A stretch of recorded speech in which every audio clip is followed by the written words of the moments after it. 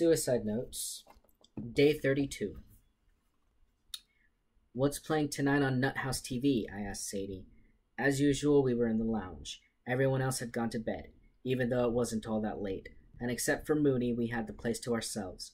It reminded me of how sometimes Allie and I stay up late watching movies. Well, how we used to. Sadie flipped through the channels. We have a vampire movie, a documentary on whales, or the Home Shopping Network. Definitely the Home Shopping Network, I said. Sadie settled on that channel. The host, a woman with big red hair and an even bigger smile, was showing off some ugly jewelry. She was holding up a ring with a giant fake diamond on it. And for only $29.99, you can have this genuine artificial piece of crap that everyone will know isn't real, I said.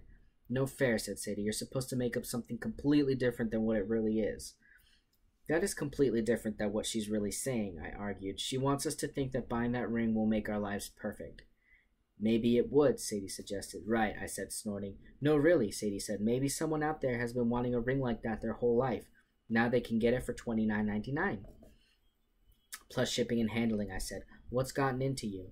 I don't know, Sadie said. I'm probably just premenstrual or something. It just kind of makes me sad to look at that ring and think that somewhere there's this person who has to have it. And I really wish that ring would make that person's life better. Did you take all your meds today? I asked her. Sadie turned the TV off. Let's just talk, she said. About what? I asked. I don't know, said Sadie. Me, you, us, anything. I know what this is about, I said. Cat poop got into your brain. He's turned you into therapy, girl. Bite me, Sadie said, slapping my leg. Nobody talks around here, she said. We all pretend to, but we never really do.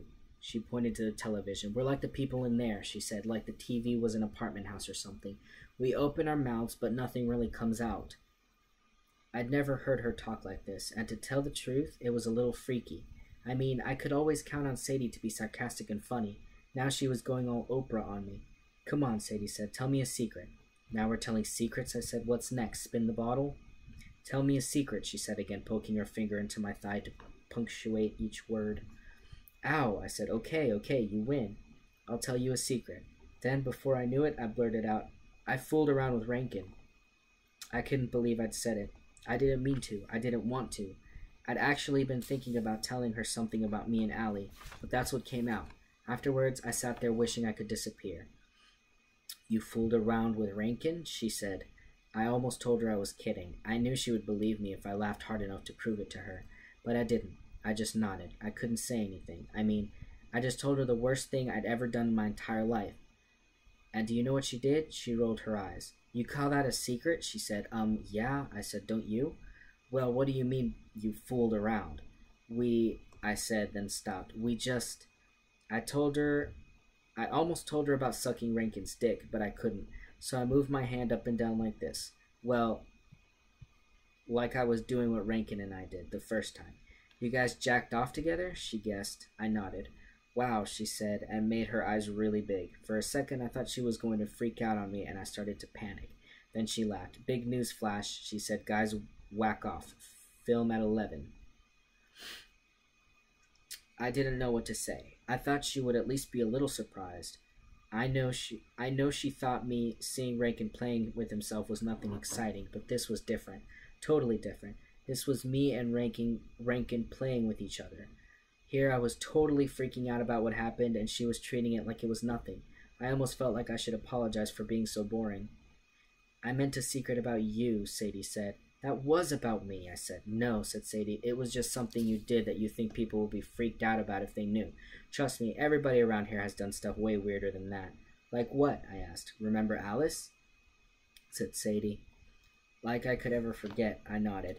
She used to catch flies and eat them. And last time I was here, there was this guy named Benny. He liked to hide things up his butt. Trust me, what you and Rankin did was not secret-worthy. I looked at her while she waited for me to respond. Sorry, I said, it's all I've got. Which wasn't true, but for some reason I wanted to stop while I actually felt a little better. I was afraid if I told Sadie the rest, suddenly it wouldn't be so normal. How about what happened between you and Allie? She said. What do you mean? Come on, Sadie said. I know you did what you did because of something that happened between the two of you, so what was it? You can tell me, since we're sharing and everything. There's nothing to tell, I said. To tell the truth, in a weird way, I was kind of pissed off that she didn't think the thing with Rankin was a real secret. I mean, even if it wasn't a big deal, and even if I did feel a little better about it now, it was still a secret. Sadie clearly wasn't buying my cool act. Yeah, there is, she argued. What, you slept with her and she freaked out? You and that Burt guy got into a fight over her? What was it? I told you it had nothing to do with her, I said. I thought she would push me some more, but she didn't. She just looked at me for a long time. I stared right back at her. I've gotten pretty good at staring contests, what with the doc and I having one practically every day. The trick is to sort of unfocus your eyes so that you're looking at the person but not really seeing them. If you do it right, they can never tell. That's how I won the staring contest with Sadie. After a minute, she just turned away and turned the TV back on. The sound was still off, so we sat and watched the host talk. Now she was pitching some fake pearl necklace. Sadie was quiet for a long time, and I thought maybe she was pissed at me. I was just about to say something when she started talking again. Remember that Saturday morning cartoon show with all the superheroes? She said, Wonder Woman, Aquaman, Superman. Sure, I said, Super Friends. What about it? Sadie stared at the television.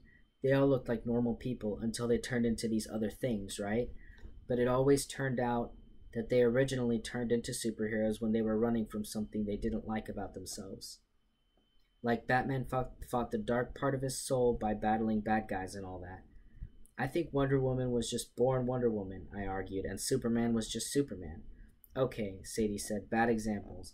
But think about the really interesting superheroes. Most of them were normal until they were turned into something freaky, like Wolverine. He was part of some experiment, and the guy who turned into the Hulk hated to do it because it meant he was mad. Plus, it hurt. I guess so, I admitted. Sadie went on. When I was a kid, I used to watch that show, sitting on the couch in my pajamas, and wishing more than anything that one day I'd just change into this other person, she said. I thought that would explain everything, about why I felt so different. Then I'd find out that my mother was really an alien, or that I'd been bitten by a radioactive spider as a baby, and it would all be okay because I'd be able to fly and see through walls. She stopped talking and watched the TV some more. I thought that I should say something, but then she started talking again. But it never happened, she said. I just went on being me my whole life, until one day I realized that all those superheroes were doing was fighting themselves, and that getting to breathe underwater or shoot fire from your fingers didn't really make up for being screwed up in the first place. It was just the consolation prize. You got the great costume and the invisible jet for being a loser and everything else. She stared at the silent TV. Her expression was completely blank, as if her soul had just flown out of her body. It was actually kind of scary. I guess I just want my invisible jet, she said.